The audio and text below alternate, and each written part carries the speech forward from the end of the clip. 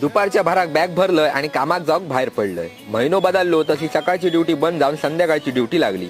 आणि मेन म्हणजे आज आमच्या कामार बिर्याणीचो बेत होतो. तो कसो काय तर तुमका पुढे आता दिसताला. माझ्या मित्रमंडळीसोबत कामावर तर वेळेत पोचलं. तितक्यात माका ओमकारान फोन केलो. तसे आम्ही 4-5 जण बसमधून मेंटेनन्स रूम मध्ये गेलो. तिकडचं काम पूर्ण केला आणि फायनली मित्रांनो ती वेळ जवळ इल्ली आणि बिर्याणीचो वास सगळीकडे पसरलो. तसे सगळ्यांचे चेहरे चमकाक लागले. मंडळी, आमच्याच कामावरच्या 2 मित्रांचा वाढदिवस झालेलो.